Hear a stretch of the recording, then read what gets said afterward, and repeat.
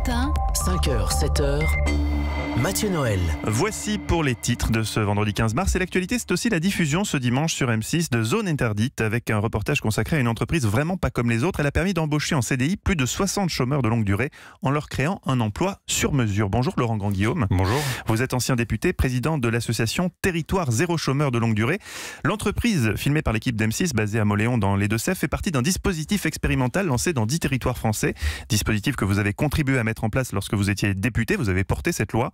Aujourd'hui, c'est donc l'heure d'un premier bilan. Déjà, en quoi consiste concrètement ce dispositif ? Eh bien, c'est assez simple. On prend le coût du chômage longue durée. C'est 43 milliards d'euros par an pour l'État et les collectivités territoriales. Ça veut dire 18 000 euros par an et par personne. Donc, c'est le coût du chômage longue durée. Voilà. Et bien, on prend ce coût et finalement, on le mobilise pour financer des emplois nouveaux dans ces territoires. C'est-à-dire qu'en fait, on crée un emploi supplémentaire dans le territoire au sens où on crée une activité nouvelle qui est financée en partie par cette activation. D'accord, on prend le problème en amont. On crée l'emploi avant même qu'il y ait la demande. Voilà, et on prend le coût du chômage pour financer en partie cet emploi. Donc c'est assez simple, finalement. L'idée est simple. Voilà. Après, il faut pouvoir la mettre en œuvre. Mais elle paraît, excusez-moi, mais elle paraît presque trop simple. On se dit pourquoi on n'y a pas pensé avant, du coup. Eh bien, c'est ce que je me suis dit d'ailleurs quand j'ai défendu et porté cette loi après avoir rencontré les associations comme ATD Quart Monde.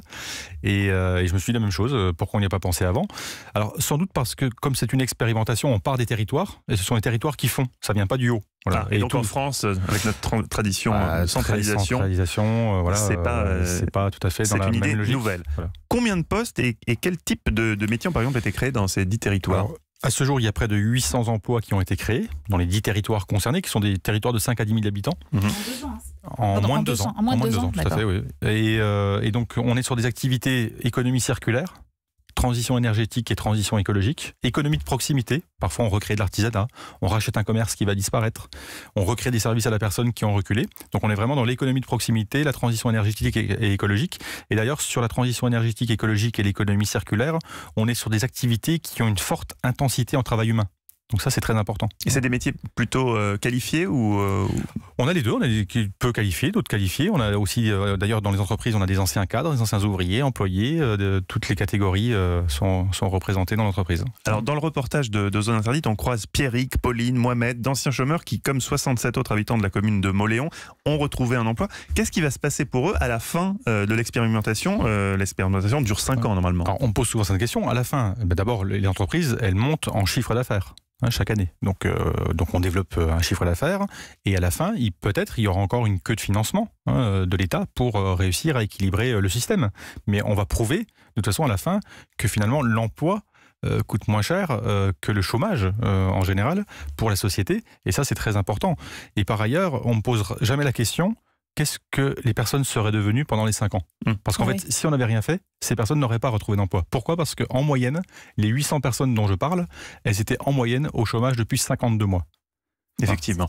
Et donc pour vous, à l'heure du bilan, c'est déjà un succès cette expérimentation. C'est déjà un succès. Parce que des territoires se manifestent pour participer à la prochaine expérimentation. Donc beaucoup de territoires nous contactent. C'est-à-dire que là, on est maintenant à ce jour à près de 200 territoires qui nous ont contactés. Ça va de l'ensemble du territoire de la Corse, de la Martinique, de la métropole de Lyon, de la métropole de Lille, avec à l'intérieur des territoires qui veulent se mobiliser. C'est pas l'ensemble de la métropole de Lyon qui veut se mobiliser, mais quelques territoires dans la métropole de Lyon.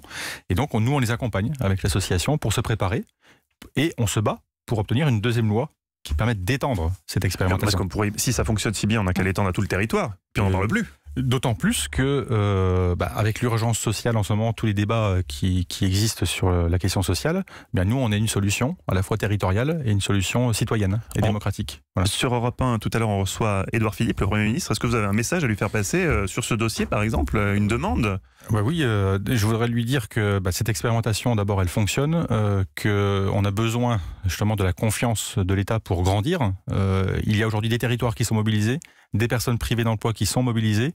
Maintenant, on attend une deuxième loi dès 2019, et là, seul le gouvernement peut le faire, et donc on souhaite qu'il puisse se mobiliser pour cette deuxième loi dès 2019 et nous permettre d'étendre à de nouveaux territoires pour finalement réaliser l'utopie qu'on défend.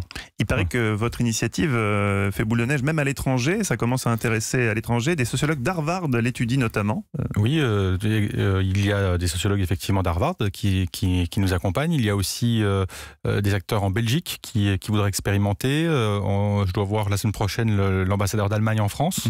Voilà, donc on a vocation aussi à s'internationaliser parce qu'on est ambitieux et on se dit que de toute façon il faut foncer et défendre ce projet partout où c'est possible. Voilà. Alors Laurent Grandguillaume, vous avez été, on l'a dit, député, membre du bureau national du Parti socialiste, mais il y a 2 ans vous avez décidé de ne pas briguer un nouveau mandat. Vous avez même publié un livre intitulé « La gauche a perdu sa boussole, offrons-lui un GPS ». Alors le titre m'a amusé. Et aujourd'hui vous avez perdu foi dans le Parti socialiste, Laurent Grandguillaume? J'ai perdu foi dans le Parti socialiste, c'est-à-dire dans le parti en tant qu'organisation. Mais les idées, vous savez, ce sont des idées qui font leur chemin. Et moi j'ai dit en 2016 effectivement que la gauche avait perdu sa boussole et qu'il était temps de lui offrir un GPS à travers ce livre. Bon, à l'époque, il n'y avait pas beaucoup d'intérêt pour les idées. D'ailleurs, c'est pour cela qu'on a vu le résultat. Mais ça n'empêche pas, vous savez, de garder ses convictions, voilà, les valeurs, de porter des combats. Mais moi, je crois que la politique, aujourd'hui, c'est la vie de la cité. C'est-à-dire, en fait, c'est apporter la preuve de ce que l'on défend. C'est le faire, en fait. C'est pas uniquement les concepts. Vous voyez, le monde des concepts, c'est sympa. On peut se faire plaisir. Mais l'important, c'est de faire les choses. Voilà. On comprend ce besoin de concret de votre part, mais après cette initiative réussie, est-ce que vous pourriez revenir en politique, fort justement du succès de D'abord, je fais de la politique tous les jours au sens de la vie de la cité. Évidemment, voilà. Mais je veux dire à la politique à l'échelle nationale, disons. Et après, est-ce que je pourrais un jour revenir dans la politique au sens des mandats? Peut-être, j'ai 41 ans. De toute façon, j'ai le temps, voilà, je suis jeune. Mais aujourd'hui, je suis plutôt engagé dans le bénévolat. Voilà. Merci beaucoup Laurent Grandguillaume, président de l'association Territoire Zéro Chômeur. Ce reportage sur l'expérimentation de Mauléon signé Marie-Monique Romain sera diffusé dans Zone Interdite sur M6 dimanche à 21h. Merci d'avoir été avec nous.